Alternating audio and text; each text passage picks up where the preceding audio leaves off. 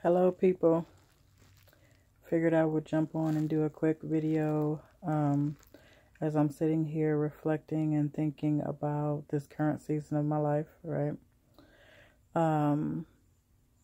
Thinking about how much I am currently struggling with abandonment issues. So annoying. So I recently started dating, right? And I'm dating my ex, right? So the last person that I was in a relationship with.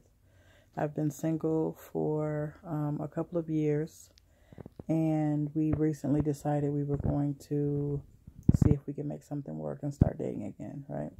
Whole nother story, didn't come to talk about that. What I did want to share is what I find to be really unique in this season, right? So most of you have seen my story in my other videos about not having either one of my biological parents, right, as a child. Both my parents were addicts, and I wasn't raised by them. And so as a result, I have struggled for most of my life with abandonment issues. However, the thing that is interesting in this season is that I'm in a pretty good place, right? So, like I said, me dating is new. So prior to him getting here, wasn't struggling with abandonment issues, right? In our relationship a couple of years ago when we were together, wasn't struggling with abandonment issues.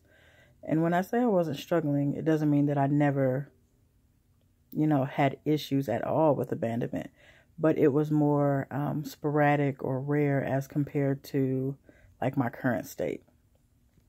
So when I think about this season, man, I am really, for lack of a better word, struggling with letting thoughts of abandonment, right? And what happens if he leaves, or really every conflict that we have, every argument, no matter whether they're small or whether they're big. And it doesn't have to be an argument, right? Like, we haven't had really very many arguments, if any, but we have had some tough discussions. And any sign of conflict, something happens to me, right? Like he and I have almost switched roles in a lot of ways, because I'm usually the one that wants to talk and, deal with the problem. And he's usually like, no, I'm good, I'm out. And now the roles are reversed, right? So he is pushing to make sure that we deal with things, and I'm the one shutting down, which I think is interesting because that's so not me. So as I'm thinking about this, I figured I would jump on and give 4 suggestions on how to deal with abandonment issues, right? And really, it's not just abandonment issues. It's loneliness, it's hopelessness, it's whatever is your kind of current place, because how we deal with it is very similar, regardless to what issue we're talking about. So a couple of things that I've done that have been helpful to me. So one is just recognizing where it comes from, right? So I've done a lot of therapy and reflection and all kinds of stuff. So I know where my abandonment issues come from, right? They come from not having my parents. And while that doesn't solve my problem, knowing it helps me normalize it, right? I don't beat myself up as much about the fact that I struggle with abandonment issues, because that's pretty normal if you didn't have parents, right? So figuring out where it comes from is one thing that I think is important in helping you deal with it, whatever the issue may be: abandonment, loneliness, disappointment, whatever. The second thing that I would suggest is really examining the other person's or the people around you's communication and behavior, right? So when I examine his communication and his behavior, it is not his communication or his behavior that's causing me to feel abandoned, right? So his communication is telling me, I love you, I miss you, I want to be with you, yada, yada. His behavior is saying the same things. There's not inconsistencies. And so looking at those things help reassure me that I'm just in my feelings, right? We are, hopefully, that your feelings are not always accurate, right? Like sometimes I feel alone. And in real life, I'm not alone, right? I have people around me who love me and care about me. And sometimes I feel alone and I really am alone, right? But your feelings are not always accurate, I guess is what I'm saying.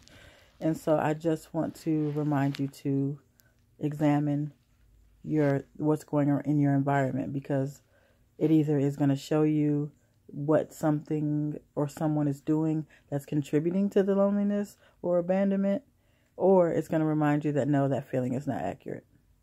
So then the third thing that I would suggest is to just remind yourself of what's real, right? There has to be some positive self-talk that says, nope, Lachelle, this is old. You don't need to go back that way. Whatever self-talk you have, it's important that you remind yourself of where you're at and pull yourself out of that. The other thing that helps me pull myself out, and you got to have some way of switching your mood, is worship, right? When I turn my praise and worship music on, it helps me get out of that place of depression or loneliness or abandonment or whatever I happen to be dealing with. And the last thing that I would suggest is asking for what you need, right? I'm always going to have abandonment issues. Always. It is a part of my foundation. But the goal is to not let them impair my functioning, right? Like to lessen the impact that the abandonment issues have on me. So some seasons I'm doing good and other seasons I'm not. And so I have to really learn to ask for what I need. So in this case, I talked to the man that I was dating. I told him what was going on with me. And I told him, one of the things that I think would be helpful is if you would give me a card or a letter or something that just talks about how much you love me, or that you want to be with me. And that gives me something that I can pick up and look at in the moments where I'm having a hard time. Because when you're in the midst of feeling lonely, or when you're in the midst of feeling abandonment issues, it's hard to pull yourself out of that. So you need something simple. So I just thought I would throw those couple of things out. So 1 is recognizing where it comes from. 2 is really examining your environment, the communication, the behaviors. 3 is, recognizing what's real, right? Having some positive self-talk, having some coping mechanisms that switch your mood. And then lastly is just asking for what you need. So hope this video was helpful. I'm out. Peace.